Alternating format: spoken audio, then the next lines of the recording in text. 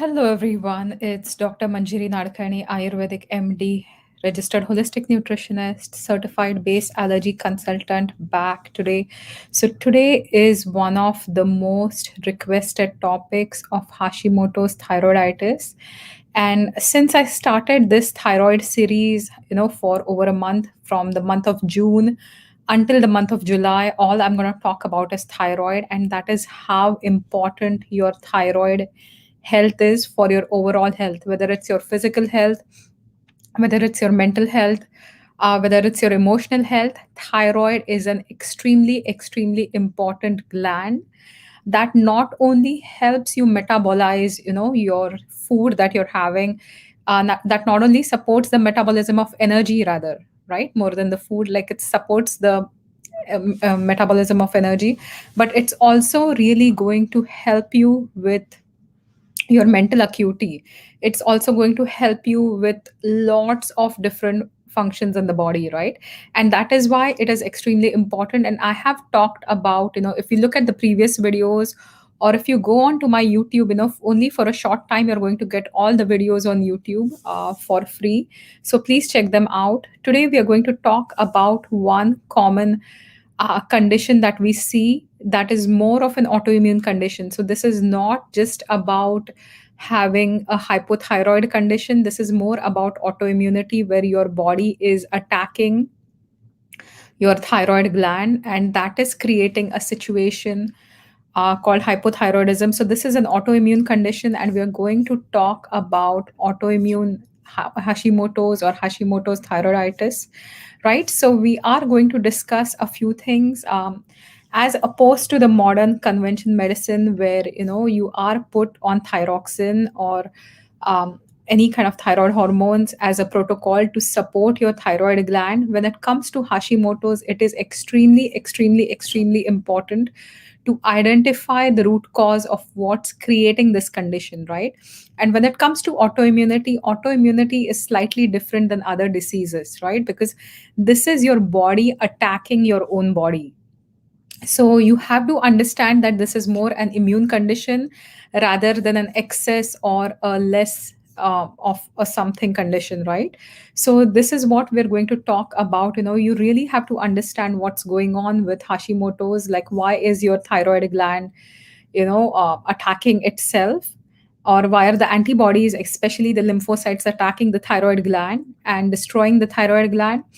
And sometimes with Hashimoto's disease, it is not a clear cut picture, so you might not be able to see the exact signs of hypothyroidism. Like, there are clients of mine who have not experienced a lot of weight gain, which is one of the main features of hypothyroidism, right?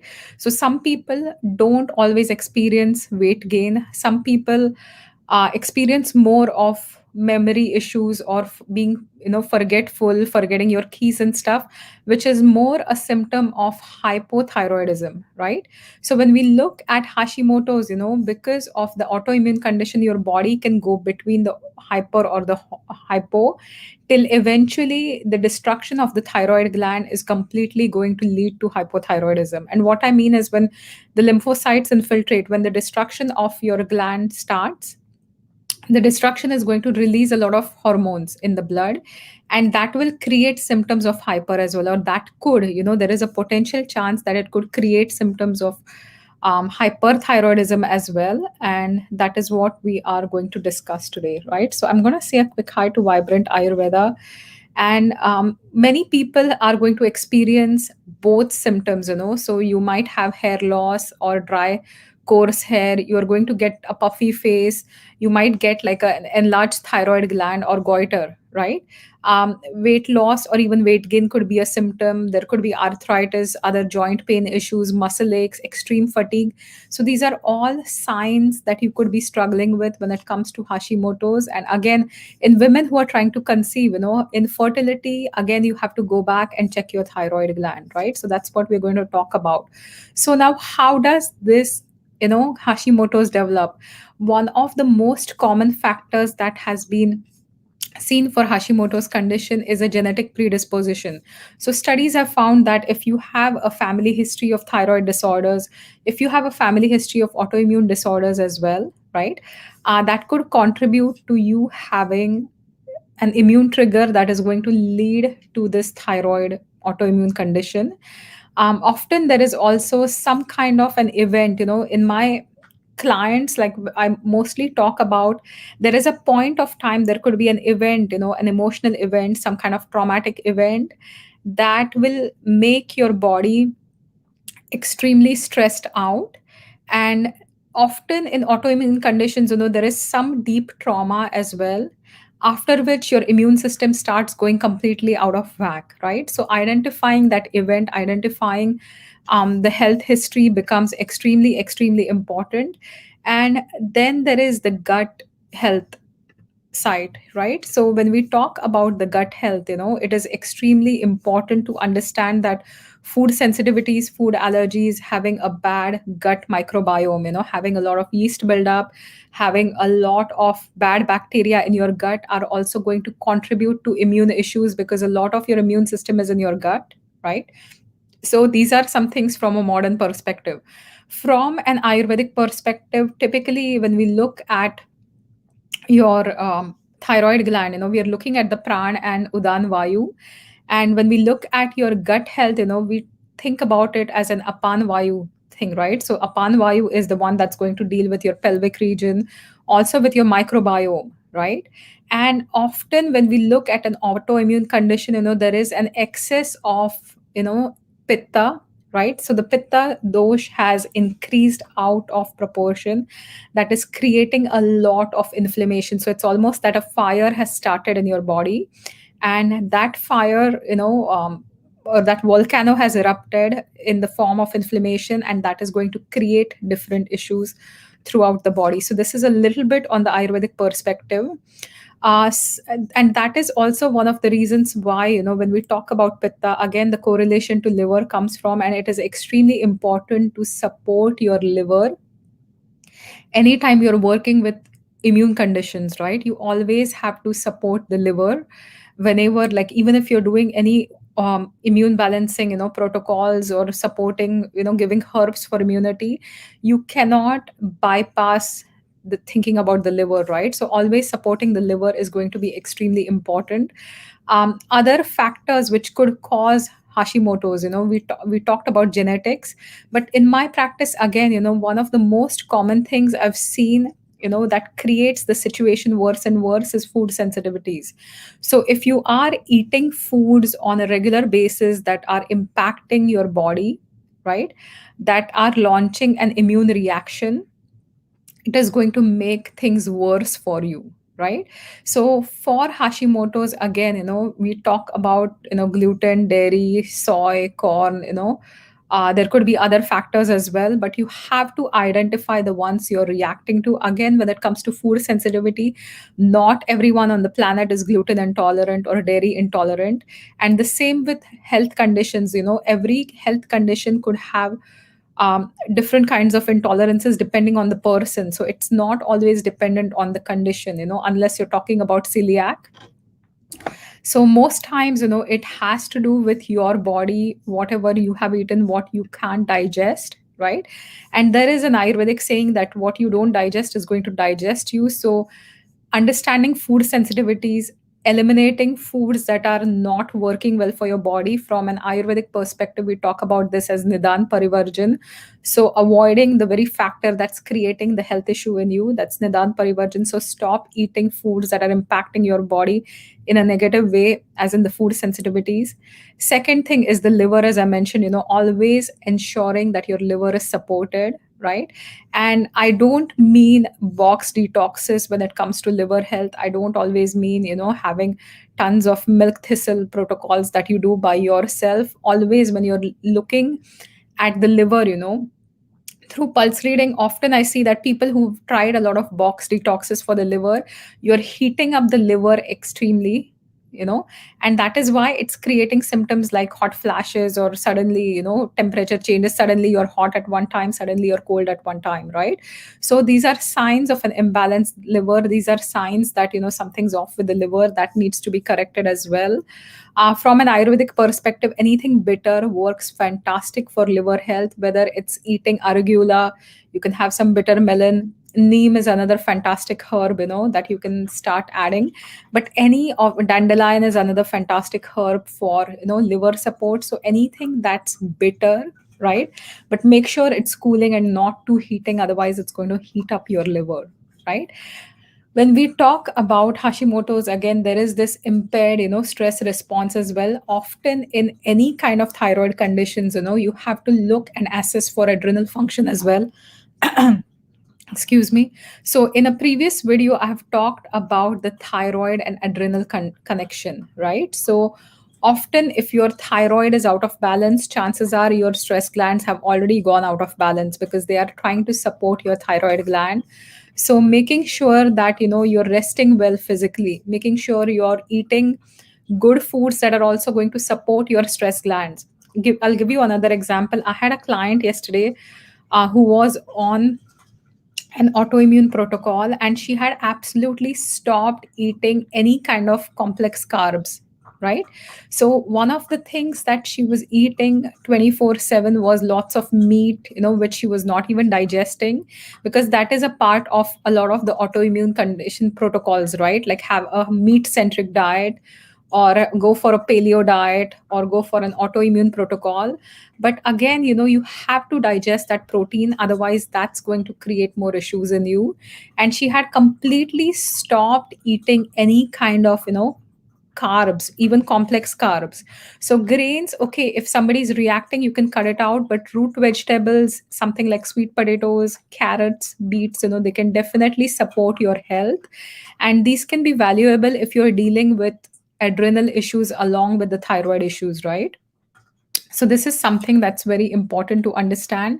Again, nutrient deficiencies are another common factor when it comes to Hashimoto's, or even any kind of thyroid issues. When we talk about iodine, again, I've done a video on iodine and the 7 nutrients needed for thyroid health. So please go back to it. You can access all these trainings on my YouTube channel, Dr. Manjiri Nadkarni. So check it out. But nutrient deficiencies often happen because you are not digesting the food well, right? Your agni is impaired, your digestion is impaired, you're not picking up the nutrients. If there's a lot of digestive toxicity in the body, from an Ayurvedic perspective, we call it ama, right? So we call it as a coating throughout your probably body cells, or issues that create issues with receptors. And even though you're eating the best of foods, taking the best of supplements, you're not going to undergo this biotransformation to be able to pick up those nutrients, right? And that is how nutrient deficiencies can often occur. Are different kinds of bacterial, fungal infections. Candida is very common. Having an imbalanced gut microbiome is again something that's very common when it comes to thyroid issues, right?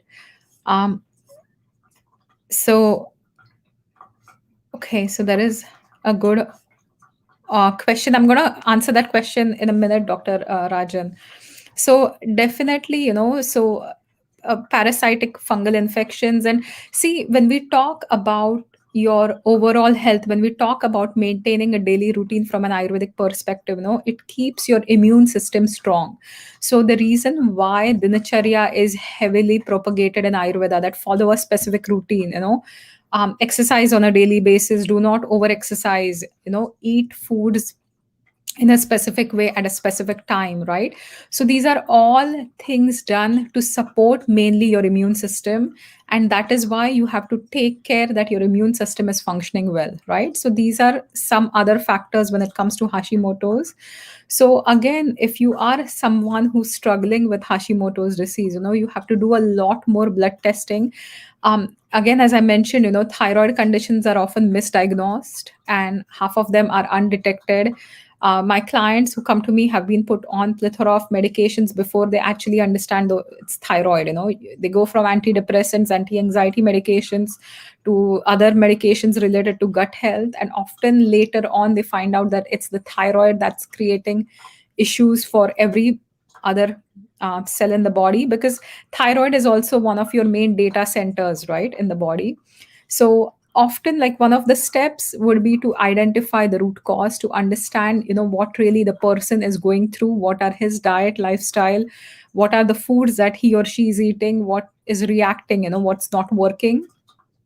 Always getting the thyroid panels checked, right? So TSH, T3, T4, extremely important, but also checking for thyroid antibodies. And again, I have done a video on thyroid tests, so please go back to the video.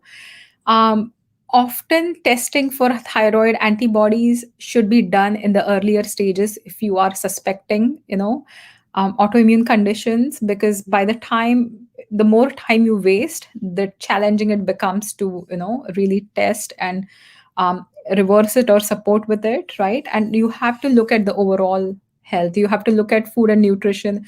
You have to look at lifestyle. So these are all different things that are going to be needed from, an Ayurvedic perspective, to really help with Hashimoto's thyroiditis, right?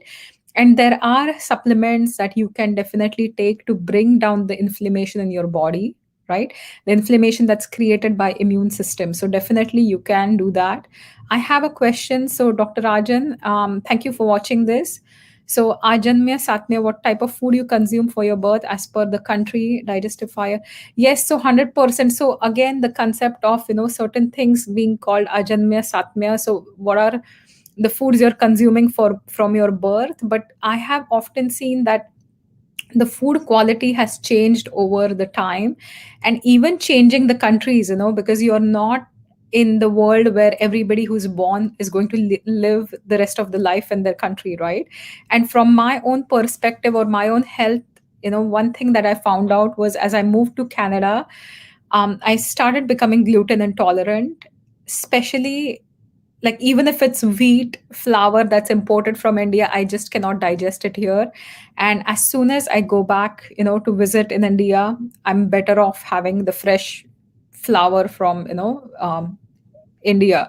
So digestive fire should definitely be taken care while treating any, abdominal liver disorders, 100%. But again, food, you could be eating a certain food for the rest, like for most of your life. And if there is any significant event that happens in terms of your health, like if you have a viral infection, or if you struggle with any kind of severe emotional trauma, that is going to create an imbalance in the immune system, and that will create issues with the food sensitivities, right? And again, food sensitivities are related to your immune system, because not everybody who eats the food is going to die or is going to have different issues related to the food, same food. So this is extremely important to understand. um, So, for everyone who's watching this, I have also created a free training. I'm going to do a free thyroid health training that's known as How Healthy is Your Thyroid? So, this is a free training that I'm going to do on July 23rd. And what the training would consist is, we are going to talk about the signs and symptoms of an imbalanced thyroid gland. We are also going to talk about two tests, how to self assess your thyroid gland, right? So often, if you are not sure about what's going on with your thyroid, often people are not mindful about thyroid. Weight gain, they're trying everything, they're trying to lose weight, they don't consider the thyroid, right? Often, if you suddenly have lots of dry skin or hair fall, you could think about other options, but not thyroid. And that is why, understanding your thyroid health, self assessing your thyroid is important. And then you can take this information and work with a practitioner or approach your doctor, right? So definitely, I don't mean to assess it and just try to self medicate, but 100%, once you assess that something's wrong, you can take that information, you can approach your practitioner, you can approach your doctor and start working on it. So that's my approach. And I'm also going to talk about, the common so-called health foods, right? So again, with the health industry, there are so many foods that are coming up as healthy foods. An example I can give you is smoothies. I rant about smoothies every chance I get, but even for that matter, kombucha, right? So kombucha being a fantastic source of probiotics, again, it is something that could potentially create yeast issues in your body because it has too much yeast, and people who are prone to having excess yeast build up in the body, your gut microbiome is going to get imbalanced if you end up drinking too much of kombucha, right? So I will be talking about 5 foods that are specific to your thyroid health, and these are labeled as healthy foods, but again, people eat them all the time and struggle with health conditions. So this is a free training I'm doing on July 23rd. I've shared the link right here in the comment section. So please take a look and sign up for it. If you have any other questions for me, I would be more than happy to answer those questions. If you found this video useful, please share it with your friends or family, or you can also tag them here. And this is some information that everybody benefits with, right? So thanks once again. Have a fantastic day. And I will see you next week. Next week, we are talking about another interesting topic when it comes to thyroid health. So next week's topic is candida or yeast. Uh, you know, yeast infections or internal yeast, like candida albicans is a kind of yeast, and your thyroid health, right? So we're going to discuss that topic. So I'll be posting about next week's link in a few days soon. So thank you for watching this live, and I will see you soon.